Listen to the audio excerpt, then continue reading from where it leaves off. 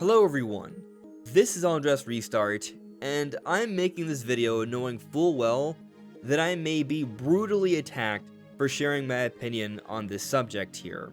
But I think it's important that I share my opinion on this, because maybe there are people out there who are on the fence about picking up Super Mario Galaxy 1+2 for Switch 1 or Switch 2. Maybe you've never played these Galaxy games before. Maybe you've heard all these different people online who are simply relying on these trends of hating on Nintendo and the Switch 2 to get clicks. The fact of the matter is, I think these games are worth the price, and so I'm going to tell you why I think it's worth the price, and maybe you'll hear me out, consider my opinions here, and decide if it's worth it for you. And I understand that this is a contentious topic to an extent, because while we are just talking about video games here, the pricing for games overall has gotten expensive as of late. But Mario Galaxy 1 and 2, comparatively, compared to everything else out there, compared to what's come out in the past, I actually think is a pretty good deal once you break it all down. And I just want to talk about these games because they bring me joy. They are some of my favorite games that have ever come out, and playing them again on my Switch 2 is just bringing me a certain level of peace and happiness that I want to talk even more about. They are amazing, so that's what this video is all about. So I gotta tell you, I've been feeling really good about my diet lately, and a lot of that is thanks to Huel, the sponsor for today's video. Huel provides nutritionally complete meals, not just a protein shake.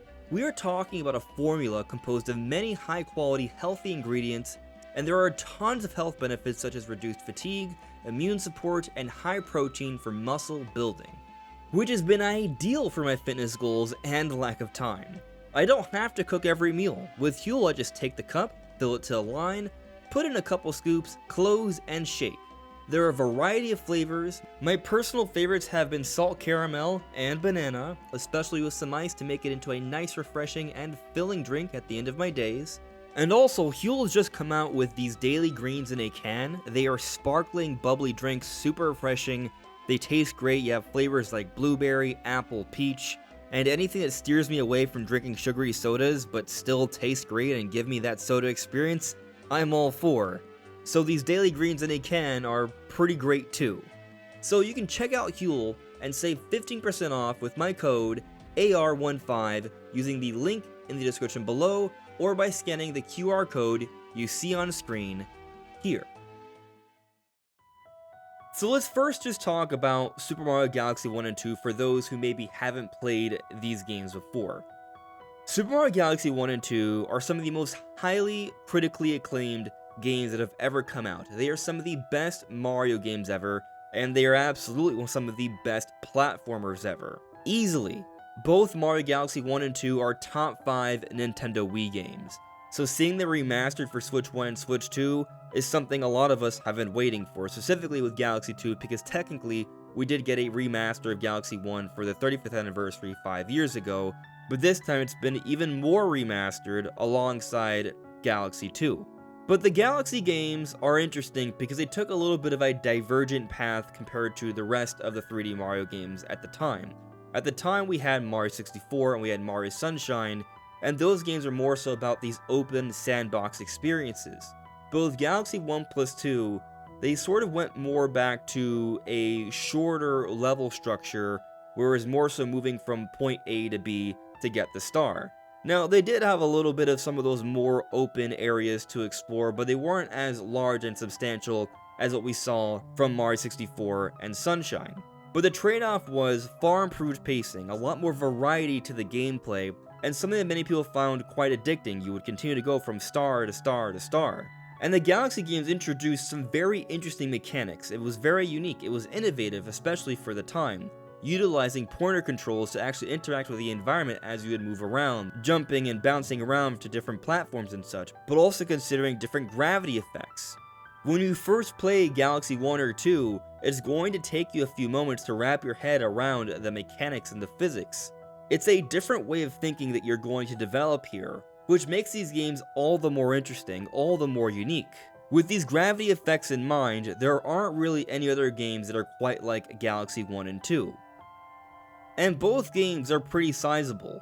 With Galaxy 1, there are over 120 stars, but then there's something about it, and I don't want to spoil it, that will basically have you play the game over again. And then with Galaxy 2, there are also over 240 stars. There is a lot of content to enjoy here. And then there's the fully orchestrated soundtrack of these games. It's some of the best music I've ever heard in gaming. Even today, I still listen to some of these tracks just to pass the time, and there are tracks that are magical, there are tracks that are bombastic and epic, and everything in between. And then just thinking about the environments and the levels you explore and the things you run into, there are all sorts of unique, crazy things that you find in the Galaxy games. Because they go to space this time around, the Mario team took license to do so much more with the designs and the locales. And visually, even back on the Nintendo Wii, it was a real treat. But with the improvements with this recent remaster, it's even more aesthetically pleasing. Which brings me to my next big point here.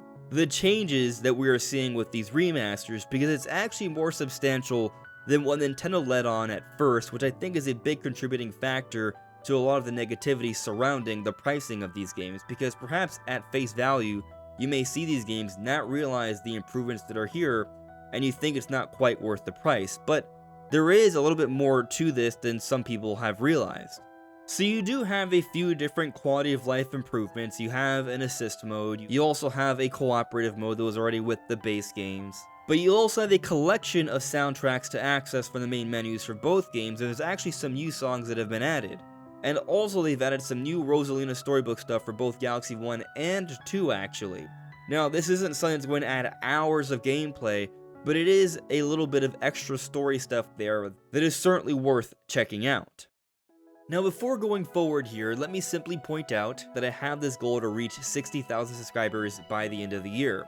So if you find yourself enjoying my content, your subscription, your support is very much appreciated, and I thank you for watching through the video. But the bigger deal here are the visual changes. The games back on Nintendo Wii were already running at a smooth 60 frames per second, but the resolution and textures have been vastly improved. On Switch 1 we're talking about a 1080p resolution, and on Switch 2 we are talking about a 4K resolution. If it was simply a resolution boost, the games would already look dramatically better. We look at something like Skyward Sword HD, for example, that didn't really have that much work added to improve the visuals beyond just a resolution boost, but that resolution boost alone really helped Skyward Sword, that also is a Wii game, to look fantastic on the Nintendo Switch. And it's a common point people have made for many years that Nintendo Wii games, a lot of them, with simply a resolution boost, look pretty good. And I think that point also absolutely stands for Galaxy 1 and 2.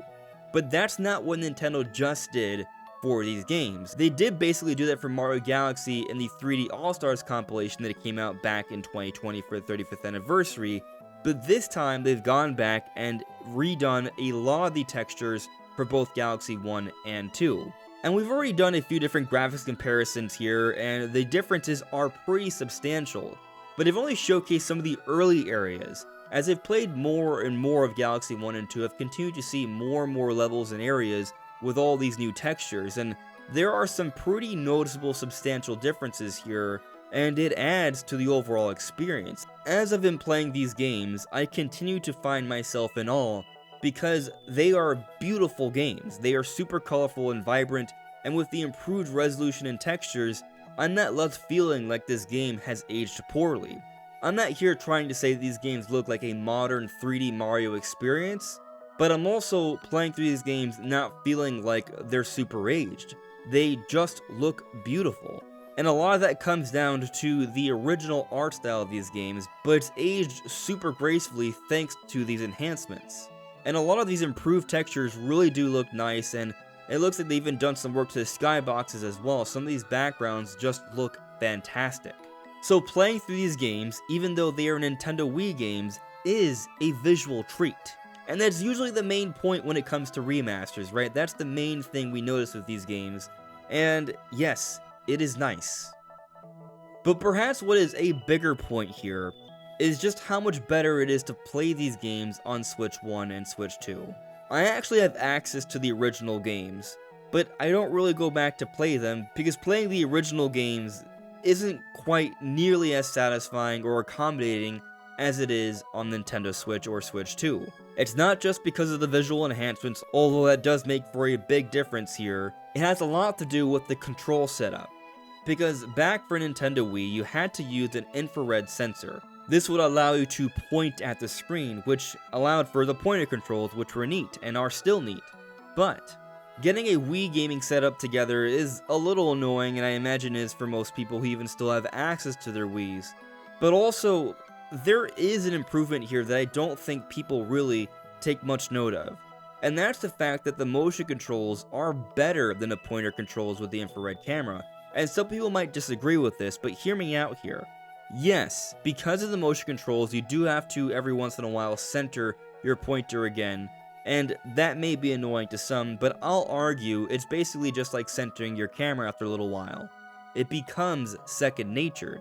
The bigger and more important deal here is that it's more comfortable to use the motion controls than the IR pointer controls from the Nintendo Wii, because back then you had to be aiming at the screen, you had to be sitting in a certain position. With the motion controls, you can be playing in any direction however you please. You can be sitting sideways on your couch looking towards the television, you can be laying down, you can even be walking around.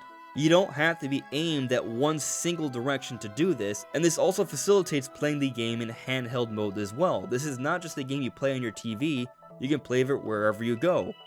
Because the Switch 1 and Switch 2 are hybrid devices. You can play in handheld mode, you can play in tabletop mode, you can play in docked mode. And so the motion controls work better in this way. Now I will say, I do agree that playing this game with the Pro Controller is not the best way to experiencing the game.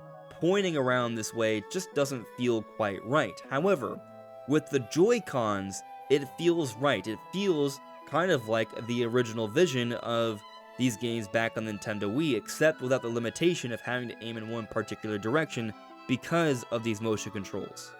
And while the Joy-Cons on Switch 1 are serviceable, if you don't like those smaller controllers, or perhaps your Joy-Cons have suffered from Joy-Con drift or just wear and tear over the years, yes, on Switch 2, it is a better experience. The Joy-Cons are larger, more sizable, they are more comfortable to hold for more people like myself. I've always felt like the Switch 1 Joy-Cons weren't a comfortable experience, I kind of just used them in handheld mode, but I've been playing through Galaxy 1 and 2 with the Joy-Cons as my main way to play them. It feels the best in this way.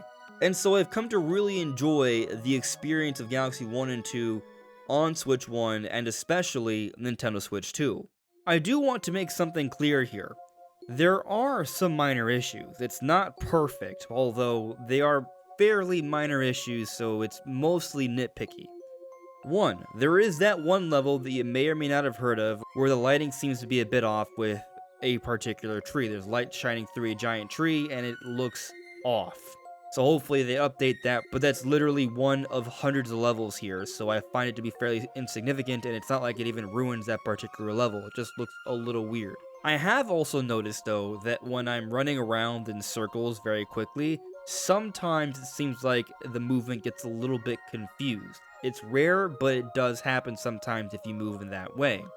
Beyond that, my only other criticism, because those things are very rare and, like I said, nitpicky, is the camera controls. I had an optimism that they were going to give us free access camera control, but the camera control works exactly as it did back on Nintendo Wii. Which basically is that you still do have camera control, but it's limited. It's not like most third-person adventure games where you just move it around seamlessly with the right stick. No, it notches left and right, and so you can turn things around. You can still center your camera whenever you need to for certain levels where there's more open exploration, and if you press up on the stick you can look around. But a lot of levels you aren't allowed to continue to move around the camera. It is restricted still. It kind of depends. It wasn't needed back on the Nintendo Wii and it's not needed now, but it would have improved the experience a little bit. But let's talk about the value here. These games, separately, are $40 USD each on the eShop. If you buy them together, they are $70 USD. So if you only want, say, Galaxy 2 because you already have 3D All-Stars, you can save yourself $30 and just pick up Galaxy 2, or if you do plan on buying both at some point or another, getting them together will save you $10. But many people are unhappy with the pricing. They feel that is way too steep of a price. And if these were just basic ports, then I would absolutely agree, but they have been enhanced, and more so than I think a lot of people realized, as we just discussed. Now, on the flip side, there are other remasters Nintendo's put out for some of their more niche franchises that are more significant and are better priced, like Metroid Prime Remastered. It is one game, but it is a masterpiece for only $40 USD. I was absolutely shocked at the price, and from a visual perspective, Metroid Prime Remastered has been remastered to such an extent that it's arguably the best looking game on Switch 1, even though it's originally a GameCube game. And it has some nice quality of life improvements too. But Metroid Prime Remastered is just one game. Galaxy 1 and 2 are two games. And quite frankly, I say this as a huge Metroid fan, Mario is just so much more popular, so they can absolutely get away with selling Mario at a higher price, the same way they do with Zelda, for example. Which brings me to comparing these games to Skyward Sword HD. Skyward Sword HD was priced at $60 USD, which was the full price for most standard games when it came out a few years back, and that game has less visual improvements. I think you could argue it has more control options, but it's also just one game. Galaxy 1 and 2 are two games versus one. Galaxy 1 and 2 have a decent amount of quality of life updates, maybe slightly less than Skyward Sword HD, but also have been more significantly been visually enhanced. It's a far better deal than Skyward Sword HD. So I just point that out to put things into perspective here. Yes, people are unhappy about pricing right now. Yes, I do think the pricing is high, but also playing through these games, I have zero regret. It's been so worth it for me. These games give me a lot of joy. I have 100% of both Galaxy 1 and 2. I did it many years ago, but playing through them again, there are things I've forgotten that I'm like, oh, I don't even remember that boss. That's cool. It feels almost like a new experience at times. But then also, there are so many things I do remember because I hold these games in high regard. There's certainly a great deal of nostalgia there. And these games just make me feel good. I've played these games at different times in my life where I've been going through something hard, and being able to enjoy the escape of these worlds, enjoying the beautiful music, having these serene moments, having these epic moments, and everything in between. It's really helped me to get through some hard times, and re-experiencing these games now, well, it's bringing back all those positive feelings. So I absolutely love Super Mario Galaxy 1+2 for Nintendo Switch 1 and 2. They are fantastic, and I think they are absolutely worth it. But what do you all think? Let me know in the comments below. This is AndresRestart. Thank you so much for listening and watching, and I will see you all really soon. Take care. Bye.